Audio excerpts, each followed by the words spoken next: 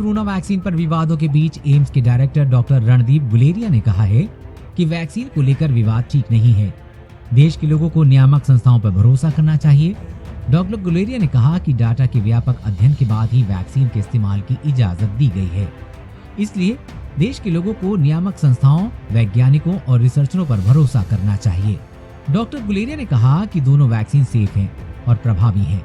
उन्होंने कहा कि एक्सपर्ट कमेटी ने इसके बारे में अध्ययन किया है, तभी इसकी परमिशन दी है।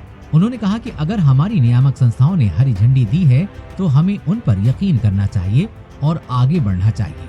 वैक्सीन के साइड इफेक्ट पर डॉक्टर गुलेरिया ने कहा कि हल्का बुखार, एलर्जी होगा, लेकिन ये साधारण सी बात है। उन्होंने कहा कि हम जितना जल्द टीकाकरण कार्यक्रम शुरू करेंगे, उतनी ही जल्दी हम इस बीमारी से बाहर निकल पाएंगे। डॉक्टर गुलेरिया ने कहा कि यूरोप में हालात अच्छे नहीं हैं, वहाँ एक बार फिर से लॉकडाउन लगाना पड़ रहा है।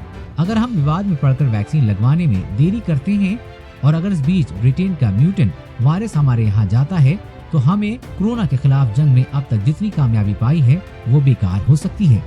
बच्चों को वैक्सीनेशन पर डॉक्टर गुलेरिया ने कहा कि बच्चों का भी वैक्सीनेशन जरूरी होगा, हालांकि उनमें संक्रमण थोड़ा कम होता है, लेकिन इससे पहले बच्चों से जुड़े डाटा का अध्ययन नहीं किया गया है।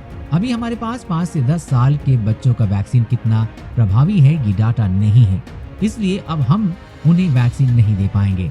डॉक्टर गुलेरिया ने कहा कि हालांकि बच्चों में संक्रमण कम होता है, लेकिन जैसे जैसे स्कूल खुलेगा तो बच्चे स्कूल से घरों में संक्रमण लेकर आ सकते हैं और इसका शिकार बड़े बुजुर्ग भी हो सकते हैं, इसलिए बाद में बच्चों का भी वैक्सीनेशन जरूरी होगा।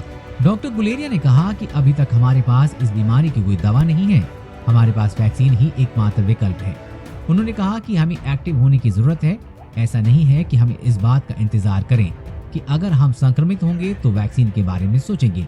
हम इस बीमारी की चपेट में आए इससे पहले ही हमें आगे बढ़कर वैक्सीन लगवाना चाहिए। इस खबर के बारे में अपने विचार नीचे कमेंट बॉक्स में लिखकर बताएं। वीडियो को लाइक और अपने दोस्तों के साथ शेयर करना न भूलें।